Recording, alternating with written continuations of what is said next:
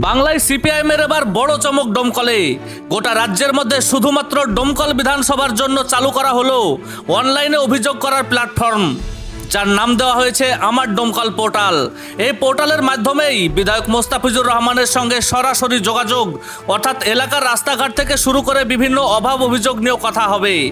মঙ্গলবার অর্থাৎ আজ ডোমকলে এসে আমার ডোমকল পোর্টালের শুভোদ্বোধন করেন সিপিআইএমের রাজ্য সম্পাদক মোহাম্মদ সেলিম। তিনি বলেন, মোবাইলে কিউআর কোড স্ক্যানার করলেই বিধায়কের সঙ্গে সংবাদ আদান প্রদান, এলাকার দাবি দেওয়া নিয়েও জানানো যাবে। এখানে দলমত নির্বিশেষে সকলের জন্যই প্রযোজ্য আমার ডোমকল পোর্টালের সার্ভিস। তবে বিধায়কের কাছে অভাব অভিযোগ দাবি দেওয়া জানাতে এই পোর্টাল চালু করার জন্য বিধায়ক মোস্তাফিজুর রহমান রানাকে সাধুবাদ জানিয়েছেন বিধায়ক অনুগামীরা। সঙ্গে ডোমকল বিধায়কের মানুষ, আপামর জনসাধারণ, নারী পুরুষ বয়স নির্বিশেষে, গ্রাম শহর নির্বিশেষে, তার সঙ্গে সরাসরি যোগাযোগের একটা মাধ্যম।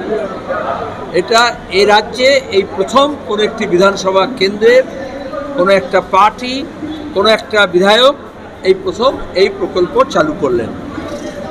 এটা হচ্ছে সংবাদ আদান প্রদান, প্রয়োজন ভিত্তিক, সমস্যা ভিত্তিক।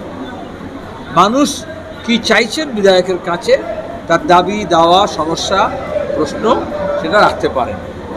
খুব সহজ, কিউআর কোডে মোবাইলে সেটা মোবাইল থেকেই ওপেন করে, এখন যেহেতু বেশিরভাগ সার্ভিস এখন এই মোবাইল বেসড এবং টেকনোলজি বেসড হচ্ছে, এটা যদি প্র্যাকটিস হয়ে যাবে, সরকারি অনেক প্রকল্প করতে পারে না রেজিস্টার, কারণ সেটা অভ্যাস নেই বলে। তো এটা বিধানসভা এমএলএকে জানাবে। এমএলএ যদি কিছু জানাতে পারে, জানাবে, এটা দরকার আছে, এরপরে ওটা নিয়ে কী করলো, কাকে লিখলো, কাকে বললো, সেটা ওখানে রেসপন্স তারা পেয়ে যাবে। এইটা উইকলি বেসিসে আমরা মনিটর করব যে এখানকার মানুষ কি চাইছেন, কি দাবি দেওয়া, কি সমস্যা। ও যেরকম যেটা পার্টিকে বলা, যেটা সরকারকে বলা, যেটা প্রশাসনকে বলা, সেটা স্বাস্থ্য হতে পারে, শিক্ষা হতে পারে, রাস্তাঘাট, পানীয় জল, নাগরিক সমস্যা হতে পারে। বৃহত্তর পুরসভা পঞ্চায়েত এখন কোনো কাজ করছে না, সেখানে সে বিষয়ে এখন অনেকটা এমএলএর উপর লোড করছে, তাহলে সেটা জানা যাবে। এটাকে বলে নিড বেসড ডেভেলপমেন্ট। তাহলে সরকারের কাছে যে দাবি করবে, প্রশাসনের দাবি করবে, সেটা মানুষের নিড অনুযায়ী, প্রয়োজন অনুযায়ী।